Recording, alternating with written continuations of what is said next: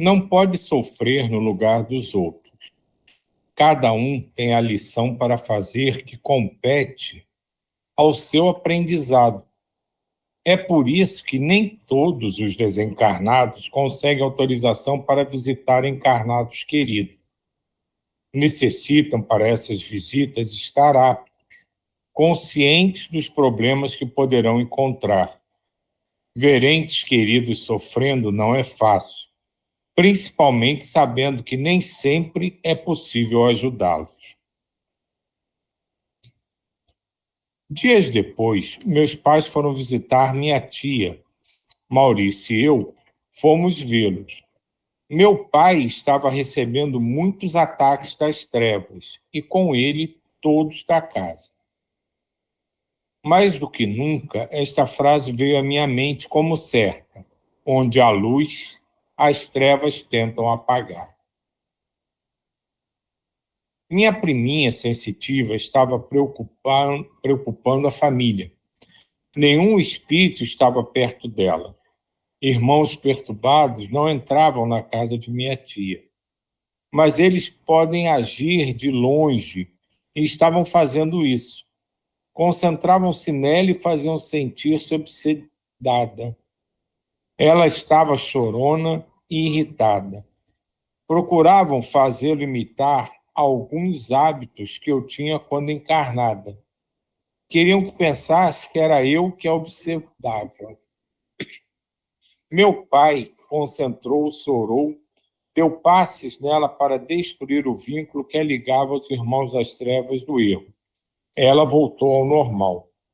Essa passagem é interessante, né, que fala da influência à distância, que muitas vezes as pessoas com menos informação acham que quando a situação está esquisita, as pessoas estão confusas, o ambiente está pesado, as entidades desarmonizadas que querem promover aquilo estão ali junto, do lado, perturbando dentro da casa, e às vezes não. Isso pode ser feito à distância, porque a gente não pode deixar de lembrar que tudo é feito, de certa forma, por sintonia. Não que quando a gente é perturbado ou consegue ser atingido por esse espírito, a gente esteja sintonizado no mal ou pensando coisas ruins. Às vezes é uma brechinha uma coisa simples, corriqueira do dia a dia, que dá margem a uma vibração que eles conseguem captar. E eles não precisam necessariamente estar ali montado no nosso cangote ou do lado soprando no nosso ouvido. Se eles conseguem pegar a faixa e têm capacidade de fazer isso à distância, eles conseguem emitir ondas de desarmonia e desequilíbrio. E se quem recebe entra nessa vibe, começa a agir desarmonicamente e desequilibradamente, afetando todo o ambiente. Uma coisa que eu ouvi, ela não sei se vai desenvolver no resto na história, é quando fala que os espíritos estavam tentando fazer com que a menina tivesse hábitos parecidos com o dela, né? Para fazer tipo comparação ou dizer que ela, né, não estava bem lá no outro lugar, alguma coisa assim. E eu fico imaginando como que essa coisa de parecer com, né? Como as pessoas, isso prejudica as pessoas, né? Essa coisa de toda hora você. Pode ser você ficar comparando uma pessoa com a outra. E a gente tende a fazer isso, até, né, a se desencarnar, será que é encarnação de, ou parece, ou tá, né, ou tá próximo, ou não tá próximo, e às vezes até encarnado com encarnado, né? Quando as pessoas ficam falando, parece com o pai, parece com a mãe, geralmente levando isso muito para um lado meio, né, negativo, sempre as coisas negativas, e às vezes impede a pessoa dela ser ela, né? Ela fica tão marcada com essa parecência, vamos dizer assim, que deixa de ser ela. E como que eu vejo, às vezes, prejudicial essa coisa de comparação. ficava o tempo todo comparando um com o outro, é muito ruim. E aí, eu vendo isso aí, que é o começo, né, que ele tenta falar, e eu não sei se ele vai continuar nesse assunto. Jair? Bom dia a todos. Sabe, quando o Silvio acabou de ler, eu fiquei de queixo caído, porque eu já tive uma colega que passou por isso. No centro que eu frequento, ela já morreu, né? Essa médica. Igual, não é igual, é similar. É uma coisa muito interessante. Como está aqui, a família era espírita, entrou em desarmonia, aí, como ela era vidente, chamou, ela já faleceu, né? Aí, o que aconteceu? Sabe, por incrível que pareça, o espírito ficava na casa, no telhado da casa da vizinha, irradiando negatividade para aquela família. O espírito irradiando, como a gente irradia. Ele estava em cima do telhado da vizinha, irradiando essas ondas mentais que estavam perturbando aquela família. Tal como está aqui, é só isso que eu queria falar.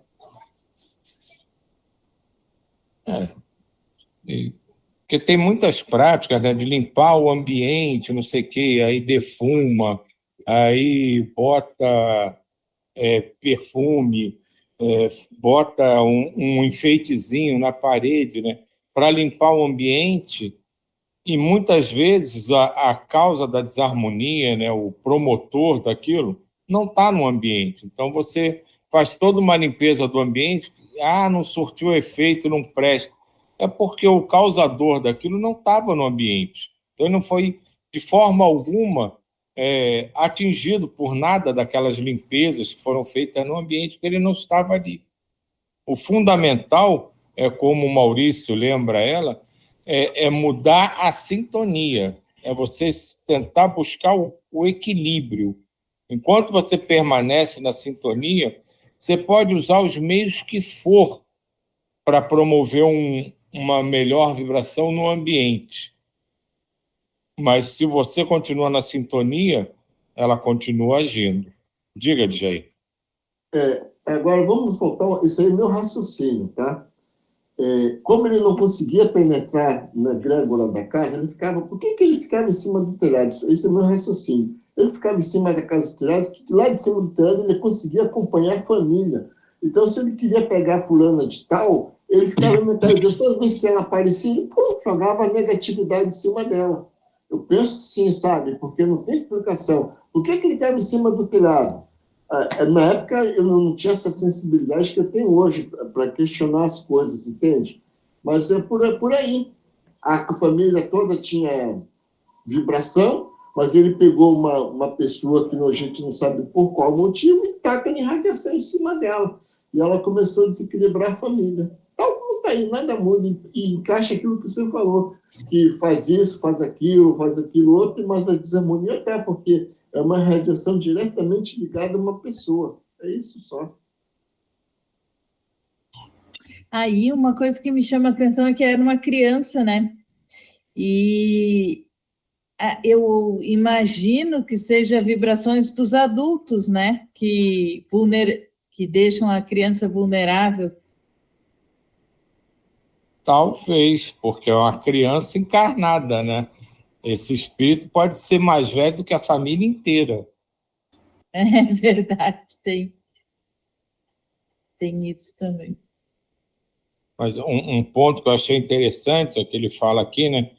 Desse problema, das vezes, quem está lá quer descer para ver como a família está.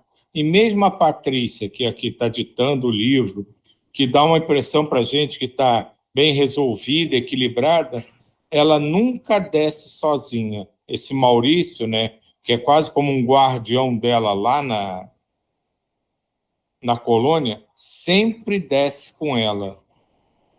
Porque mesmo ela demonstrando essa aparente harmonia e equilíbrio, ela pode, às vezes, se sentir atingida por alguma coisa que ela veja ou sinta, principalmente em relação à família. Isso é muito comum em relação à família, né? Que são os entes que naquele momento são mais amados, né? E perder um pouco desse equilíbrio. Então, Isso eu acho importante, a gente sempre estar em mente e nos agarrarmos muito com os nossos mentores, porque por mais leitura, exercício, trabalhos, por mais que a gente ache que a gente já consegue lidar com várias situações desarmonizadas, desequilibradas, tristes, pode ser que a gente não tenha essa condição toda que a gente acha que tem. Então, sempre quando a gente for fazer qualquer coisa, um gesto simples, vou rezar pelo fulano que está muito preocupado, que está desequilibrado, que não está se sentindo bem, antes se alia ao seu mentor. Não pense que só vou rezar por ele e isso não gera consequências. Ele mesmo fala aqui, a frase que a Patrícia lembra do pai: onde há luz, as trevas tentam apagar. Então, às vezes, você quer fazer uma oração simples para uma pessoa que está passando por qualquer processo de desarmonia. E aquilo ofende aos causadores do processo. E você vira alvo também. Então, não entrem nessa de achar, não, é só uma oração, vou só pensar positivo. Antes de fazer qualquer ação, se aliem aos seus mentores.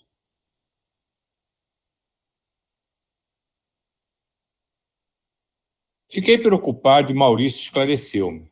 Patrícia, esses irmãos necessitam de orientação e vamos doutriná-los nas reuniões de desobsessão. Mas, enquanto isso, vão perturbar. Os encarnados sabem se defender. Não viu seu pai orar e desintegrar pela força mental o que eles construíram? Ainda teremos esses irmãos como amigos. Vendo-me um pouco decepcionada e indignada, Maurício continuou esclarecendo. Emmanuel disse sabiamente em um de seus livros ditados ao Chico Xavier: ninguém socorre um náufrago sem sofrer o chicote das ondas. A luz, sustentada pela fé e na sapiência, se fortalece com ataques contrários. É com seus sopros que se engrandece.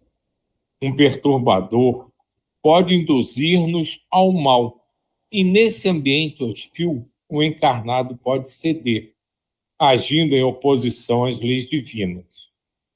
O espírito perturbador pode nos causar mal e sofrimento com seu assédio, atingindo até nosso corpo físico, mas em momento algum ele pode tornar-nos maus.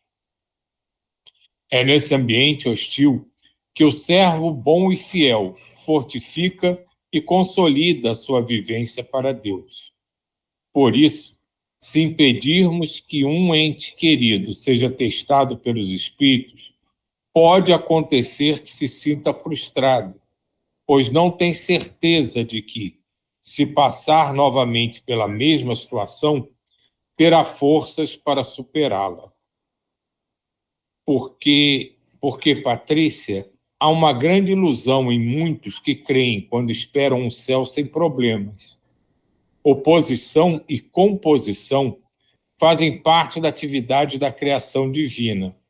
Dialogando sobre esse ponto, vem-me à lembrança o chamamento do grande mestre. Vinde a mim todos os que trabalhais e vos achais carregados, e eu vos aliviarei. Tomai sobre vós o meu jugo, e aprendei de mim, que sou manso e humilde de coração, e achareis descanso para vossas almas, porque o meu jugo é suave e o meu peso é leve. Esse parágrafo traz uma reflexão muito, muito importante para todos nós. É tão comum a gente ver na relação pai e filho os pais quererem evitar que os filhos passem por dificuldades. Então, não vou deixar ele fazer isso, não vou permitir que ele siga esse caminho, vou dizer para onde ele tem que seguir. E ele fala, claro que é a nível espiritual, mas serve para todas as situações, que a gente não pode tomar as rédeas do direcionamento da vida de ninguém. A gente tem, talvez, a obrigação moral e divina de estarmos ao lado para sustentá-los no que for preciso, mas não fazer as escolhas por eles. Porque o exemplo que ele dá aqui, que às vezes alguém quer ser testado para ter certeza que venceu uma determinada situação, podendo ser levado à frustração se não pode testar, pode ser o que aconteça nessa relação de pais e filhos encarnados, ou de amigos, ou de conhecidos. Às vezes, nós precisamos ter certeza íntima que já vencemos aquela dificuldade, que somos capazes de enfrentar esse ou aquele problema e sairmos, digamos, vitoriosos. Então, a gente precisa ter muito cuidado com essas escolhas que, às vezes, fazemos pelos outros. Porque a gente pode estar cheio de boa vontade, mas interferindo num processo que é individual e que ele precisa passar. Então, a gente precisa lembrar disso. Vamos sustentar, mas não resolver por eles os problemas. Diga, DJ. Poxa, Silvio, aqui isso que você, pegando esse gancho que você falou, mais o outro que você falou antes, que a gente tem que sempre pedir auxílio aos nossos mentores antes de tudo, tem essa frase aqui de Emmanuel, que é muito, muito significativa, muito expressiva. Ninguém socorre um náufrago, olha só, sem sofrer as chicotadas das ondas. Fantástico. Isso tudo você acabou de falar aí. Às vezes a gente esteja com boa vontade de fazer as coisas e vai socorrer, mas, olha, tem as rebordosas. Então, a gente tem que estar preparado para saber o que nós vamos fazer. É tipo uma pessoa que vai querer socorrer uma pessoa que caiu na rua acidentada e vai e estraga mais o problema, prejudica mais a pessoa do que se deixasse ela imóvel no chão. Hoje já tem todo um estudo, as pessoas já têm essa consciência, tal como está aqui. Ninguém socorre o náufrago sem sofrer as chicotadas da onda. Ponto. Obrigado, só isso. Meu amigo fez uma ligeira pausa e continuou a elucidar-me. Veja bem, ele não nos induz a pensar que nos irá proporcionar uma vida ociosa, mas sim que aprenderemos com ele que as dificuldades que porventura venhamos a passar não devem ser vistas como castigo, mas como situações que nos põem à prova. Se vencidas, sentiremos o sabor da vitória sobre nossas inferioridades. E se sucumbirmos, provamos o fel da derrota moral. Veja bem o seu caso. Nasceu numa família igual a milhares de outras. Veio ao mundo físico, partiu e não deixou marcas.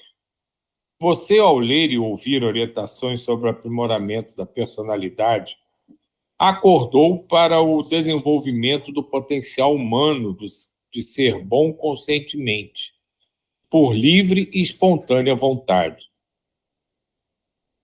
Você sente e saberá com detalhes no futuro que teria um final de vida no corpo físico mais ou menos difícil.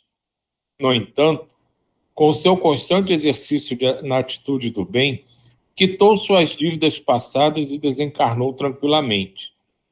Na verdade, nem viu essa passagem. Quando acordou, estava entre amigos. Maurício silenciou e fiquei a pensar. Meu amigo tinha razão. Agradeci com um sorriso sua preciosa lição. Voltamos à colônia e pensei bem em tudo que vi e ouvi de Maurício. Só então entendi o porquê de muitos internos na colônia não terem autorização para ver seus familiares. Ao vê-los felizes, nos alegramos. Se estiverem em dificuldades, temos que ser fortes, porque às vezes só nos resta chorar junto. Sei de muitos casos tristes que ocorreram com internos da colônia ao visitar familiares. Não é fácil, por exemplo, para uma mãe ver seus filhos pequenos, órfãos, às vezes jogados na rua ou com alguma madrasta judiar deles. Ou para um pai ver seus filhos brigarem pela fortuna, ou um filho roubando o outro. E a filha ou o filho verem os pais maldizerem a Deus pelo seu desencarno. Não é fácil saber aqui, desencarnados, de traições e de entes queridos que se afundam no vício. Necessitam os desencarnados estar preparados, firmes no conhecimento para superar esses fatos, porque, do contrário, podem desesperar-se. Mesmo para os que aprenderam a amar a todos como irmãos, os que pelo estudo e trabalho tornam-se moradores da colônia, servos do Pai, sentem os sofrimentos daqueles a quem amam. Só os que sabem entendem que tudo tem razão de ser, que mesmo os amando, não podem interferir no seu livre-arbítrio e que a colheita pertence a cada um. Nesses momentos solidários com o sofrimento de entes queridos, vem-me à memória o aparente desabafo do gigante genial Nazareno, na sua célebre frase: ó geração infiel e perversa, até quando estarei convosco e vos sofrerei? Tantas vezes desejei ardentemente nesses anos ajudá-los, sofrer no lugar deles, mas não se pode fazer a lição do outro. Aquele que faz a lição que cabe a outro impede-o de aprender. No meu entendimento, comete-se grande falta de caridade privar alguém de aprender. Assim, sempre que os sinto com problema, oro, envio-lhes fluidos de coragem, incentivando-os a aproveitar do melhor modo o aprendizado.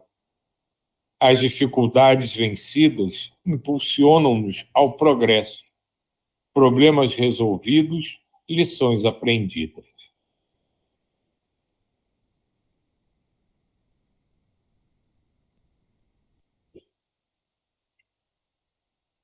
Capítulo 26. Trabalhando com Frederico. Estava orgulhosa por receber meus bônus hora. Todos os trabalhadores têm período de descanso, mas os que querem trabalhar nesse período ganham dobrado. Não estava necessitando de descanso, então, entusiasmada, passei a trabalhar muitas horas com Frederico. Quando a atividade era muito, sentia-me cansada, mas logo me refazia. Meu amigo tem uma sala na parte do hospital, onde estão os internos melhores. Para que vocês entendam, ele fazia um trabalho de psicólogo ou de psiquiatra. Continuava, como secretária, a organizar horários, fichas e encaminhar os pacientes. Enquanto eles conversavam com Frederico, eu ficava sem fazer nada. Patrícia, convidou-me Frederico. Não quer entrar na sala e ouvir os pacientes a fim de conhecer os motivos que trazem nossos irmãos a conversarem comigo? Sim, respondi contente.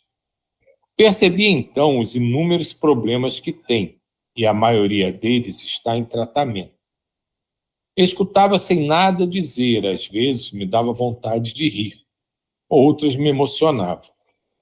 Como dizia a vovó, nada como ajudar para compreender. Vendo, sentindo os problemas dos outros, dei graças ao Pai, por não os possuir, por não os ter criado para mim. A maioria dos problemas deles era sobre os entes encarnados. Pediam para visitar os familiares ou ajudá-los. Só que não se consegue auxiliar quando ainda se está entre os necessitados de ajuda. Quase todos falavam de sua vida encarnada e como desencarnaram. Frederico escutava atencioso, indagando de vez em quando. Uns reclamavam do choro dos familiares que os incomodava. Outros pediam orientação de como fazer para não escutar os lamentos e chamados de entes queridos. Deve-se orar por eles, falava calmamente Frederico. Ter paciência, pois o tempo passa e suaviza tudo. Meu amigo respondia a todos, orientando-os com sabedoria. Também anotava os endereços dos casos mais aflitivos. Quando finalizava o horário do atendimento, Frederico ia às residências anotadas e tentava orientar, ajudar os encarnados, motivando-os a se consolar e deixar de perturbar os entes queridos. Mas havia queixas diferentes. Uns julgavam-se esquecidos, especialmente pelos cônjuges. Alguns pediam para voltar, e até no corpo físico. Outros não queriam reencarnar, nascer num outro corpo, mas queriam o deles mesmos. Um até pediu para voltar uns 10 anos mais moço. Às vezes pensava, Frederico não conseguirá sair dessa. Mas, como grande conhecedor do espírito humano, falava educadamente, com tranquilidade, convencendo os atendidos. Alguns não gostavam das respostas, mas acabavam aceitando. Muitos... Sil, Oi. eu estava pensando aqui da gente, né? Aqui, quando desencarna, né, de repente, essa coisa das lamentações, né? Ou do esquecimento. O quanto deve ser difícil, os dois casos, né?